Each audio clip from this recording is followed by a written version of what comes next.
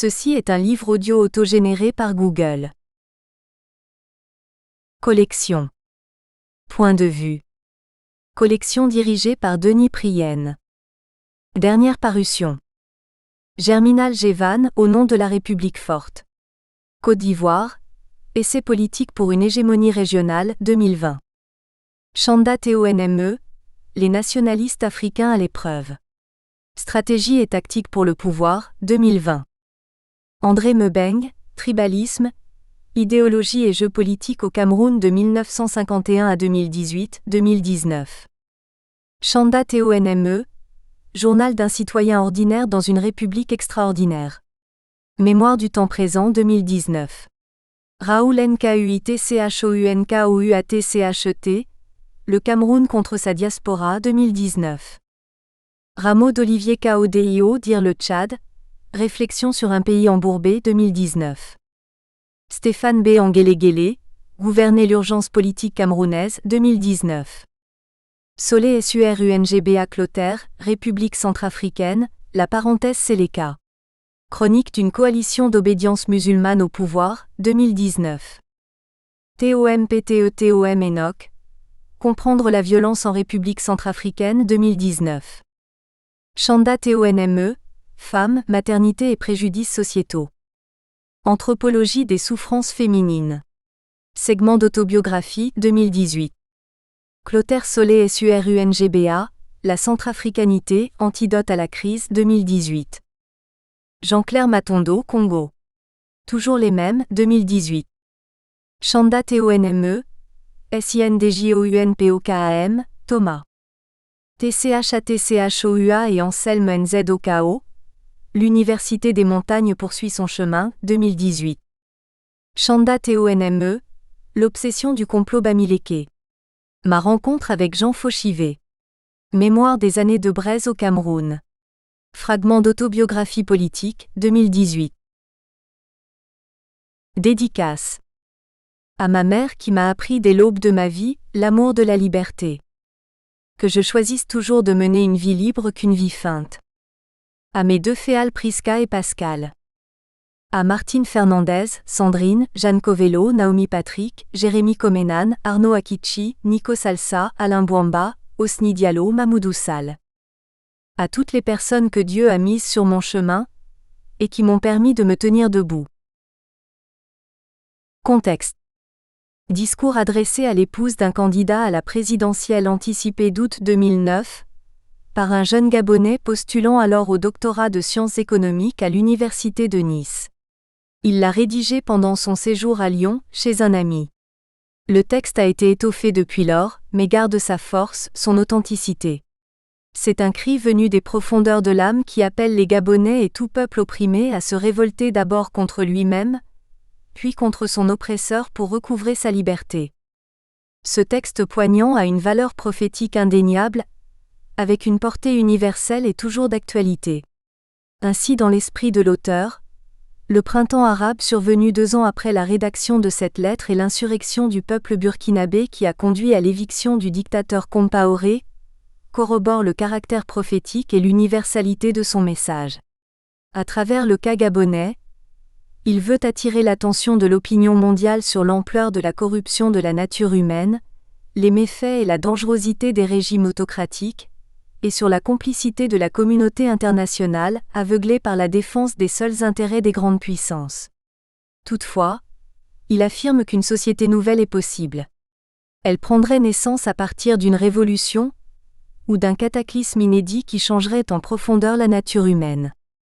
Pour la bonne compréhension du texte, il convient de garder à l'esprit que la dame destinataire du propos, bien qu'elle soit réelle, est d'abord avant tout une représentation de quelqu'un qui s'intéresse et se sent concerné par la cause de l'autre. C'est pour l'auteur, une manière d'impliquer le lecteur dans la cause qu'il défend en le prenant à témoin, s'il n'est gabonais. Cette dame représente donc l'opinion publique mondiale qui l'alerte sur la situation calamiteuse des conditions de vie des Gabonais. Ne rien faire la rend complice des abus du régime en plaques. À noter que ce candidat entamait une grève de la faim pour réclamer le report de l'élection présidentielle, dont, selon lui, les conditions de transparence n'étaient pas réunies. L'élection avait quand même eu lieu. Il y avait pris part. Malheureusement, ses prédictions et craintes s'étaient réalisées. Encouragement au combat. Je saisis cette occasion pour apporter un appui indéfectible à votre mari, celui que je considère désormais comme un frère d'armes. En effet, le combat qu'il mène actuellement est aussi mien. Je voudrais le rassurer que mon esprit est avec lui, sans réserve ni hésitation. Qu'il tienne bon, nous, jeunes Gabonais, le soutenons vigoureusement. Son action n'est ni vaine ni dépourvue de sens, bien au contraire, elle invite à la réflexion, pousse à prendre fortement position. C'est un acte de bravoure, d'audace, propre aux personnes de conviction qui ne vacillent pas devant l'adversité, mais puisent leur force dans l'intérêt supérieur qu'ils défendent. En disant cela, je pense à Gandhi et à bien d'autres illustres personnages de l'histoire qui ont manifesté cette grandeur d'âme pour le seul bonheur de leur peuple. Qu'ils se souviennent de cette parole hautement chargée de sens de Martin Luther King. La vie ne vaut la peine d'être vécue si l'on n'a pas de cause pour laquelle on en meurt. Cette assertion du Dr King est un vecteur qui dirige et stimule bien des vies dont la mienne. Votre mari n'est pas seul. Beaucoup se reconnaissent dans son action salutaire pour notre dignité et sont prêts à le suivre jusqu'au bout. Il peut compter sur la détermination des exilés, de toute la diaspora gabonaise, de tous ceux qui sont injustement retenus dans les geôles du pays pour avoir dénoncé les abus du pouvoir en place, de tous ceux qui ont tout perdu à cause de la violence de ce régime ignoble, ou de toutes celles et de tous ceux qui sont épris de justice et de liberté et qui ne reculeront devant rien. Le sens de mon engagement. Vous me permettrez de m'adresser directement à lui, et quelquefois directement aux Gabonais. Je voudrais bien croire que cela vous semblera quelque peu étrange, mais je mettrai à profit cette occasion pour exposer à chacune et à chacun ma vision des choses tout en vous prenant à témoin.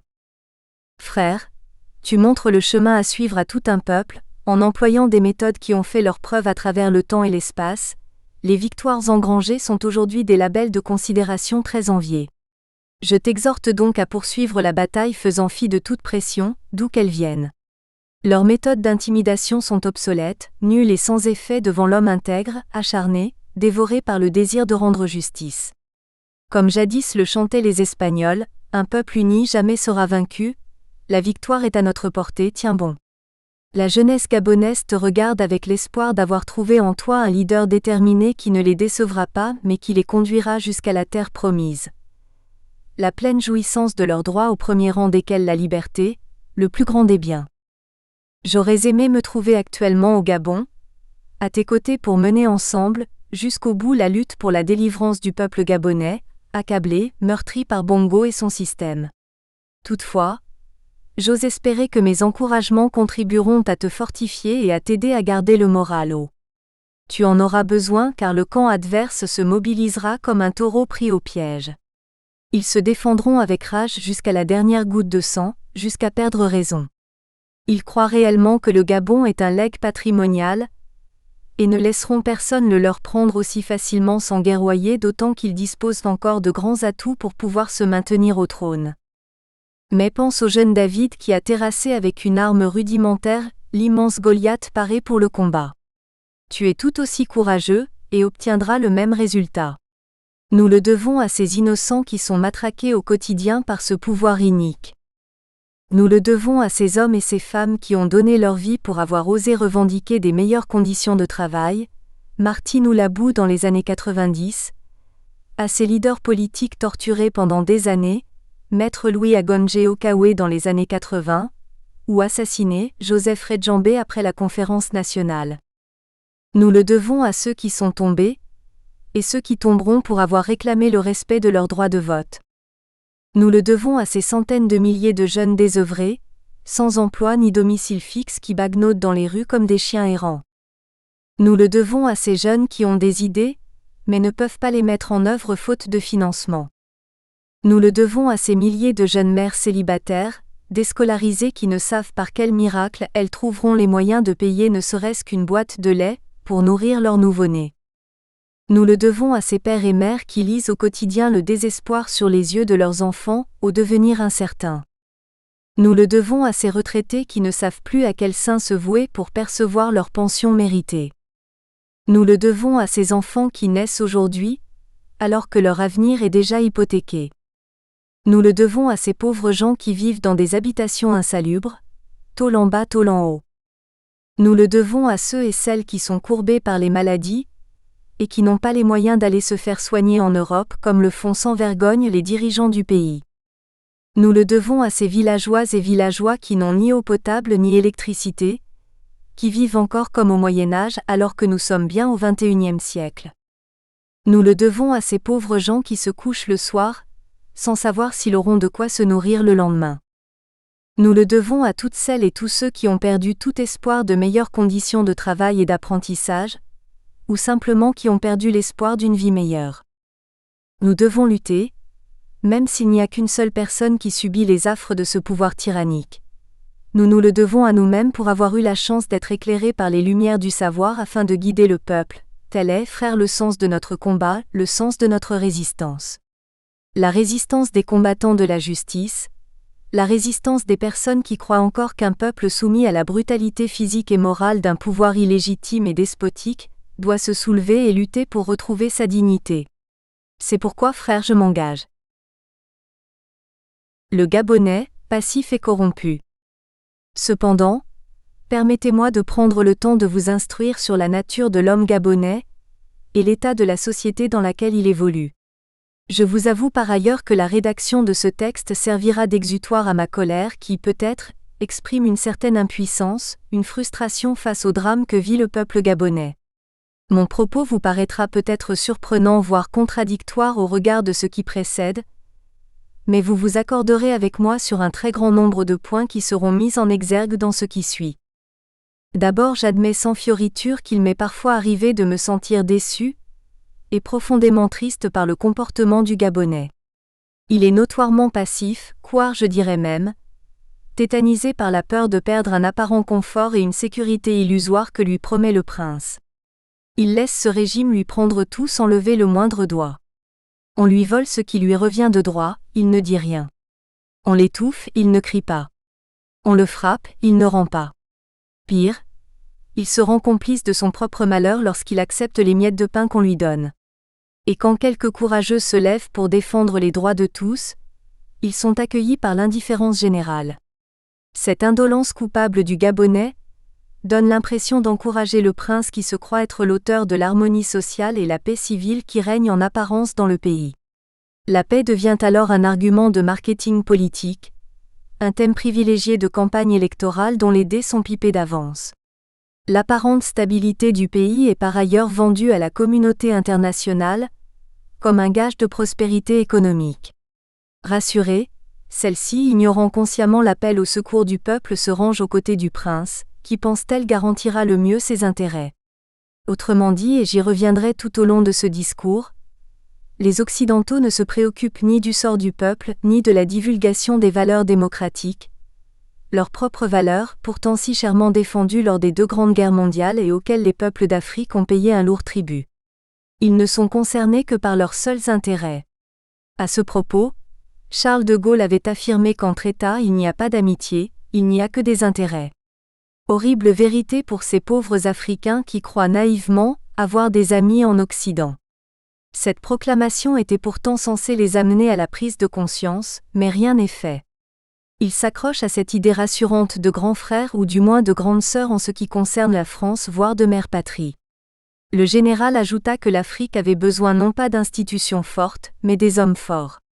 La messe est dite. Il faut comprendre. On placera à la tête de vos États naissants des pantins et des larbins qui veilleront d'abord aux intérêts de la mère patrie. Dès lors, il devient aisé de comprendre le soutien indéfectible de la communauté internationale au prince. Et le peuple, désabusé, finit par se persuader que la paix du prince est son trésor à lui. Il accepte ainsi sans rouspéter le joug de son oppresseur, lequel est rassuré de prospérer en toute impunité. Ce soutien des grandes puissances au régime contribue gravement à apeurer le peuple, à rendre le Gabonais encore plus passif face à sa situation désavantageuse. Il ne faut pas confondre paix et passivité. Cette dernière est la nature d'un individu peu enclin à l'action, mais le plus souvent subit les actes des autres. Il manque de courage pour agir, et laisse libre cours à tout autre individu prendre le dessus sur lui. Le Gabonais, dans son rapport avec ses gouvernants, semble manifester cette nature qui visiblement favorise les tenants actuels du pouvoir, qui bien sûr ne se privent pas d'une telle aubaine.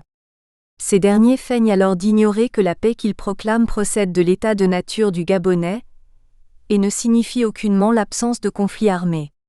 La vraie paix est caractérisée par l'absence de toute situation de tourment et d'angoisse.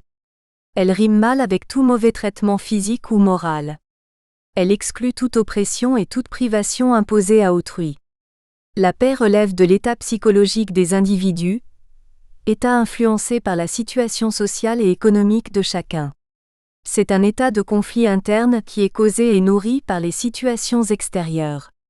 Les stimuli externes, ces troubles occasionnés par l'environnement, sont à l'origine des perturbations intérieures. Ils font perdre la sérénité à l'individu qu'ils affleurent. Il est évident que lorsqu'on manque de tout ou qu'on est privé de tout, notamment de ses droits fondamentaux, on ne peut atteindre l'ataraxie. En d'autres mots, la violation des droits conduit nécessairement à l'irritation psychique qui, exacerbée, débouche à l'insurrection, au conflit. L'histoire du monde contemporain nous offre une variété d'exemples de soulèvements de peuples en colère contre des dirigeants peu soucieux de leurs droits. La paix procéderait donc du confort matériel et immatériel, telle la liberté et de la compréhension des choses. La compréhension de son destin propre et du destin commun. Il apparaît dès lors que la contrainte dans la pauvreté et la misère que subissent les Gabonais, associée au déni de leurs droits fondamentaux, sont de nature à déséquilibrer durablement leur état mental. Ils ne peuvent par conséquent être considérés vivre conformément aux exigences de l'état de paix. Ils se trouvent plutôt dans un état latent de guerre, conséquence de la pression psychologique qu'ils subissent. Aucune collectivité humaine soumise à la privation et aux diktats d'une seule personne ou d'une oligarchie ne peut avoir ni tranquillité d'esprit ni calme intérieur. Je prends pour exemple les immolations répétées par le feu des moines bouddhistes du Tibet, qui dénoncent l'occupation et l'oppression chinoise. La peur ressentie par certains prouve à suffisance que la paix proclamée et vantée par les autorités officielles relève de la chimère. Elle est un simulacre à l'adresse des puissances occidentales qui feignent la myopie. Vu le degré élevé d'exaspération du peuple gabonais, ce serait une grossière erreur de jugement d'affirmer que le Gabon est un pays stable et en paix. C'est plutôt une cocotte minute bouillante, prête à l'explosion. À leur place, je me méfierais de cette apparente atonie. Comme disent les Fangs, à force de supporter la pression, les nerfs finissent par rompre. Le Gabonais est foncièrement corrompu. Je précise que corrompre quelqu'un, c'est l'amener à faire quelque chose qu'il refuse en principe de faire, qui le répugne, mais qu'il accepterait de faire contre un avantage monétaire ou non monétaire. Cette chose peut être licite ou illicite. Se laisser corrompre, c'est abandonner ses propres convictions, ses croyances, sa vision des choses, ses principes moraux, ses valeurs intrinsèques, tout ce qui constitue son essence en contrepartie d'un prix ou un titre. Finalement, c'est se détourner de soi en acceptant une récompense quelconque. La corruption désignera alors le dépouillement de soi par soi-même ou par autrui, contre un avantage reçu ou donné qu'il soit monétaire ou non. C'est donc plus trivialement une vente ou un achat de soi, autrement dit une vente ou un achat de conscience. Dès lors, celui qui achète la conscience de l'autre est tout aussi condamnable que celui qui vend sa propre conscience. Il en ressort que la corruption est d'abord un problème moral et éthique, voire philosophique, avant même de l'envisager sur le plan juridique, c'est-à-dire un ensemble de dispositions légales visant à prévenir sinon réprimer le phénomène lorsque celui-ci pousse à commettre une infraction, à transgresser la loi. Penser la corruption, c'est chercher à distinguer le bien du mal, en ce sens que c'est mal de détourner autrui de la bonne voie ou de se détourner soi-même des voies jugées préalablement comme justes. Bien sûr, il est communément admis que seuls les imbéciles ne changent pas d'avis, mais changer son avis ou son attitude contre un avantage, un privilège ou une nomination relève indéniablement bien d'une situation de corruption. Celui ou celle qui abandonne tout ou partie de ses positions sous le masque du pragmatisme ou de l'intelligence, contre un poste ou une nomination est corrompu. Le Gabonais historique, celui appartenant aux générations de mes grands-parents, arrière-grands-parents, en un mot de mes ascendants, est un homme honnête, intègre, travailleur. Il est très attaché aux bonnes mœurs. Il récuse tout comportement social susceptible d'avilir l'autre ou pire, de travestir sa conscience. Ces générations de Gabonais nés avant la Première Guerre mondiale, ayant connu la colonisation, sont à l'antipode de celles d'aujourd'hui qui vouent un culte à l'argent et cherchent par tous les moyens à l'obtenir le plus facilement et le plus rapidement possible, quitte à se détourner des principes de bonne moralité. Le pouvoir en place a largement contribué au retournement de mentalité observé. Il s'est produit à la fin des années 60, plus exactement en 1968, date de la création du Parti démocratique gabonais, PDG, parti au pouvoir jusqu'aujourd'hui. D'abord parce que les dignitaires du régime, en premier lieu le prince lui-même, s'enrichissent au moyen de détournements abyssaux de deniers publics dont ils reversent une infime partie à la population, non pas par des canaux étatiques réguliers, mais à travers des méthodes propres à la mafia d'achat de conscience, rendant ainsi la population complice de son propre malheur. L'ampleur est telle que la corruption est érigée en mode de gouvernance. La gestion d'un programme gouvernemental d'ampleur est confiée à un homme de confiance. Un programme de réalisation de grandes infrastructures par exemple, auxquelles sont affectés des moyens financiers conséquents. Ce financement public, largement suffisant au projet, va subir une diminution vertigineuse selon la décroissance de l'échelle de responsabilité, sans pour autant que les travaux de réalisation de l'infrastructure ne le justifient. Au final, soit l'édifice qui sera livré au public ne reflètera aucunement les sommes colossales allouées, soit les travaux seront purs et simplement arrêtés pour trésorerie insuffisante. Le paysage urbain gabonais témoigne de ces grands éléphants blancs inachevés, croupissant sous les herbes ou faisant le bonheur des sans-abri ou des malfaiteurs en tout genre. Bien évidemment, aucune enquête judiciaire ne sera diligentée, aucune responsabilité mise en cause, bien au contraire, la personne de confiance en question sera promue pour bons et loyaux services. Et s'attellera à répéter la même opération de captation de l'argent public, dans ses nouvelles fonctions. Les exemples qui étayent mon propos sont légion à travers la durée de gouvernance du PDG. Mais je citerai la gestion des fêtes tournantes qui avait lieu lors de la célébration de l'anniversaire de l'accession de notre pays à l'indépendance, offerte gracieusement par l'ex-colonisateur. Ces tours périodiques de festivités par province avaient été initiés par le défunt président, pour, affirmait-il, en faire l'occasion de réalisation de gros investissements dans chaque localité au profit des habitants et dans le but d'impulser un développement territorial. L'idée était belle et novatrice. Elle avait suscité beaucoup d'espoir et d'engouement. Mais le mécanisme de gestion portait en lui-même les germes de l'échec de cette bonne idée. La gestion des programmes avait été confiée à chaque baron de province compte tenu de son rang au sein du PDG. Il est aussi, le plus souvent ministre influent du gouvernement, autant dire un homme hors de portée d'atteinte par la loi. Un homme au-dessus de la loi, pour ne pas dire hors la loi. C'est lui qui organise toutes les fuites de capitaux alloués aux différents projets du programme.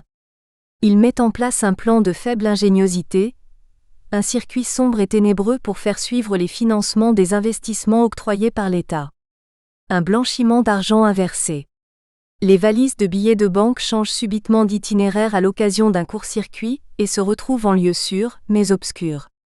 Je ne peux m'empêcher de penser au modèle du bypass, emprunté à la chirurgie bariatrique et proposé par mon ami Diallo Ossini, sur les circuits de financement du développement des pays qui dépendent de l'aide financière internationale.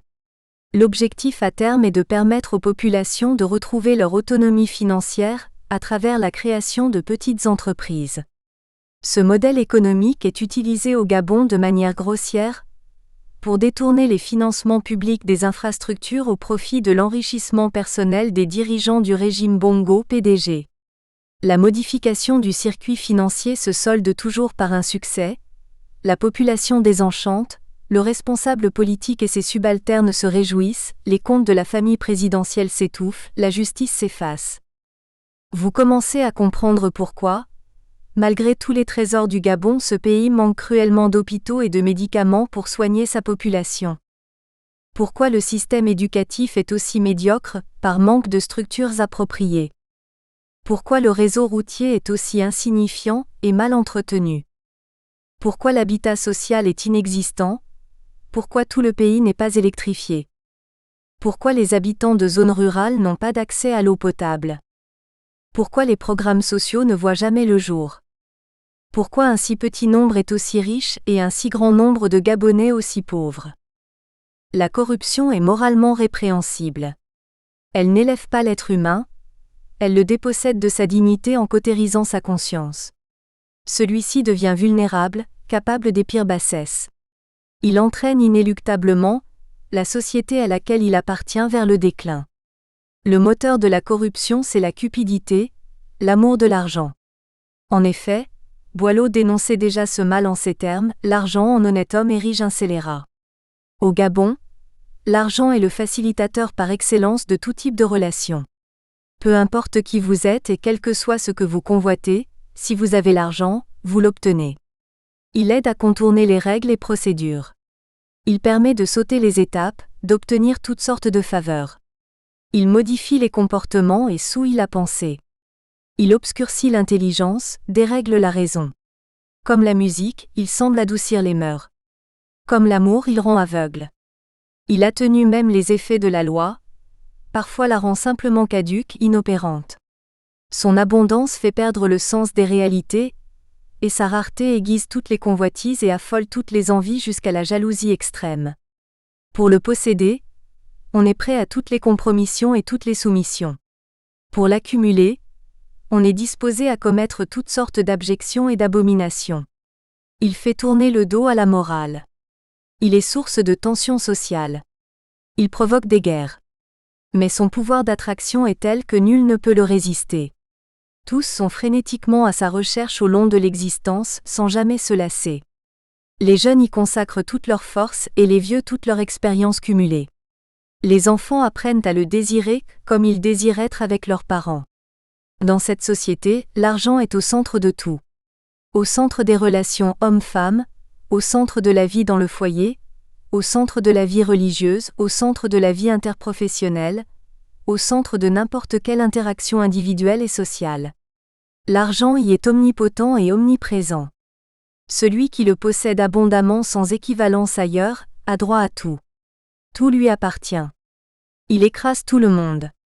Il est au-dessus de tout. Celui qui le résiste est au mieux marginalisé sans ménagement, sinon simplement éliminé. C'est lui le prince, le leader suprême. Tout, bien ou mal, se fait à son nom. Dans ce qui suit, je vais vous présenter tour à tour quelques exemples patents qui montrent à suffisance que la société gabonaise a sombré dans la corruption. Le racket des forces de l'ordre. En effet, ce fléau gangrène toutes les strates de la société gabonaise et semble devenir un état naturel au point que plus personne ne s'en émeut. À l'instar du racket quotidien de la police et de la gendarmerie nationale, les fameuses forces de l'ordre qui est rentrée dans les mœurs, dans les us et coutumes du pays. Mais avant de continuer cette dénonciation, il convient d'abord de préciser le rôle de cette vénérable institution républicaine dans un état de droit. En effet, une police a vocation à garantir le respect de l'ordre public. La notion d'ordre public renvoie à la protection des libertés, des biens et des personnes, c'est-à-dire au maintien de la sécurité dans l'espace public et social afin que chacun se sente dans son bon droit. Toutefois, l'ordre public n'est pas une excuse pour refuser au peuple de manifester sa désapprobation, sa colère vis-à-vis d'un gouvernement incompétent voire illégitime, et de le tenir muselé avec pieds et poings liés. Bien au contraire, dans ce cas de figure, la police républicaine accompagne le peuple souverain dans ses revendications légitimes. Ceci étant dit, la police veille au respect de la loi. Elle est par définition le bras armé de la justice. Elle est la force qui fait respecter les décisions judiciaires. Elle agit en conformité avec les lois et règlements en vigueur. Elle ne saurait outrepasser son cadre réglementaire d'action compte tenu du pouvoir qu'elle dispose. Elle ne saurait utiliser ce pouvoir pour servir ses propres intérêts, pour abuser du peuple, pour violenter les plus faibles. L'action d'une police républicaine vise avant toute chose la tranquillité des citoyens, tous les citoyens riches ou pauvres. Elle n'est ni à son propre service ni au service d'un régime, mais bien au service des citoyens. En contrepartie de cet engagement, les fonctionnaires de police perçoivent des avantages pécuniaires sous forme de rémunération consentie par l'État et reçoivent par ailleurs la reconnaissance du peuple. Servir la nation comme membre des forces de police et de sécurité est un honneur. C'est porter haut les valeurs de la République et s'engager pour le bien-être de l'autre au péril de sa propre vie. C'est là à mes yeux le plus haut fait qu'un être humain puisse accomplir. Mais la police gabonaise est réfractaire à ces principes élémentaires d'une police républicaine. Au lieu d'être une police de l'ordre, elle se fait l'incarnation d'une police du désordre, du chaos, de l'anarchie. Ses méthodes se confondent avec celles de la mafia. L'escroquerie, le racket, l'arbitraire, le braquage, les menaces, le chantage, l'emprisonnement infondé et injustifié sont autant d'actions qu'elle mène à l'encontre du peuple. Elle applique ainsi ses propres règles, poursuit son propre intérêt et participe au maintien du système en place dont elle est un instrument de terreur, une sorte de Gestapo. Elle promet la protection aux personnes qui se soumettent à sa volonté, et les pires emmerdements aux insoumis. Il va sans dire qu'elle est également de mèche avec les malfaiteurs en tout genre, ce qui explique le niveau très élevé d'insécurité dans le pays. Un des méfaits les plus visibles des forces de l'ordre et de sécurité du pays est l'extorsion d'argent par l'intimidation ou la menace autrement appelée racket. Ces corps habillés opèrent de nuit comme de jour, visant principalement les taxis et les clandos, un type particulier de taxi, souvent des vieux véhicules dignes de la casse qui desservent uniquement les quartiers enclavés de la capitale. Et par ricochet, ce racket organisé contribue à renchérir le prix du transport au détriment du peuple qui, comme attendu, reste muet. Le système est bien huilé. Les chauffeurs de taxi, en général des Ouest-Africains en situation irrégulière sur le plan administratif, conduisent des véhicules pas toujours aux normes et ne respectent pas toujours le code de la route, versent un pot de vin aux policiers ou gendarmes en service qui en retour ferment les yeux sur l'infraction commise. Le plus souvent il n'y a pas d'infraction, mais les malheureux payent quand même un tribut forfaitaire, ignoré du trésor public mais encouragé par la hiérarchie. L'expression consacrée pour cette opération qui s'apparente à un vol se résume sous forme de boutade. C'est les papiers qu'on mange ? Elle révèle l'agacement des agents de police et de gendarmerie, lorsque les transporteurs leur présentent des documents en bonne et due forme, sans avoir l'intention de leur donner quelques billets de banque. Mais ils finissent par obtempérer.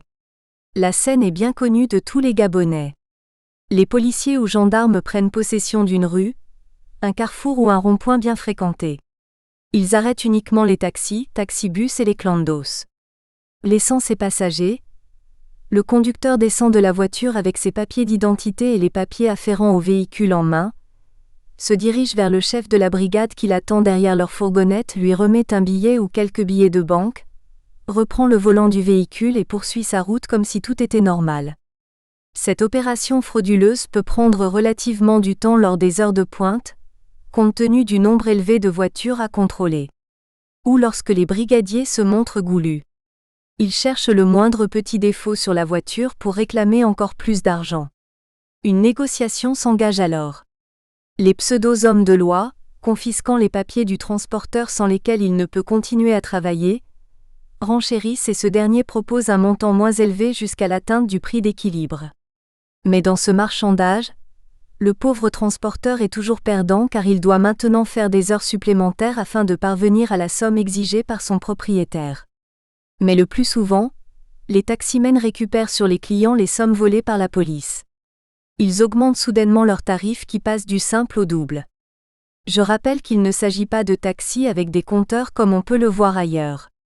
Le tarif est déterminé à la volée par le taximan sur proposition du client, ce qui donne lieu à une sorte de vente aux enchères, où le plus offrant remporte la mise, c'est-à-dire est accepté dans le taxi qu'il partage par ailleurs avec des personnes qui font le même trajet que lui et qui de leur part auront également renchéri. Certaines brigades de la gendarmerie, notamment celles qui sévissent à Ovendo derrière la pédiatrie, un quartier de la banlieue librevilloise, ne prennent même plus la peine de se déplacer pour faire un semblant de contrôle. Ils ont nommé un receveur sur place qui prélève à leur profit une sorte de taxe versée par les transporteurs. Les contrevenants s'exposent à des graves ennuis. Et il vaut mieux ne pas se fâcher avec ces fripouilles. On peut aisément deviner que les montants perçus sont très conséquents au regard des fréquences, au moins une fois par jour, de ces soi-disant contrôles de routine, du nombre élevé de véhicules soumis à leurs manœuvres illégales et condamnables et des sommes exigées. D'autre part, la caisse des policiers n'est pas à confondre avec celle des gendarmes.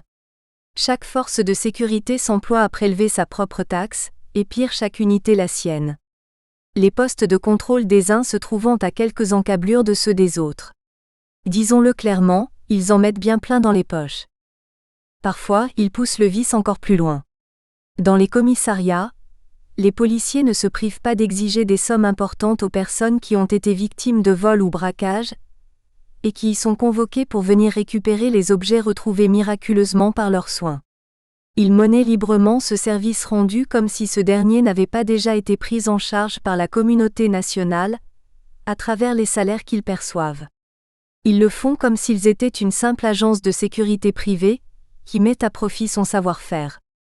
En agissant ainsi, on ne peut pas s'empêcher, à raison de penser que ces petits voyous des quartiers sont en réalité les petites mains au service des policiers véreux. D'ailleurs, ils ne sont pas souvent appréhendés et quand ils le sont, leur séjour derrière les barreaux ne dure pas plus que le passage éclair d'une comète dans le ciel bleu étoilé. Au pire des cas, ils sont sermonnés pour ne pas être suffisamment fertiles dans leur mission. Al Capone, au sommet de son art, n'aurait pas conçu un meilleur système d'enrichissement illicite. Au final, ce comportement invraisemblable des forces de sécurité met en danger la sûreté du peuple, leur vocation première, paraît-il, dans la mesure où les véhicules en question ne respectent pas les normes exigées pour transporter des personnes au risque d'occasionner des accidents de circulation et déplorer des pertes en vies humaines, ce qui arrive le plus. Nous espérons que vous avez apprécié cet aperçu. Pour continuer à écouter ce livre audio sur Google Play Livres, utilisez le lien dans la description de la vidéo.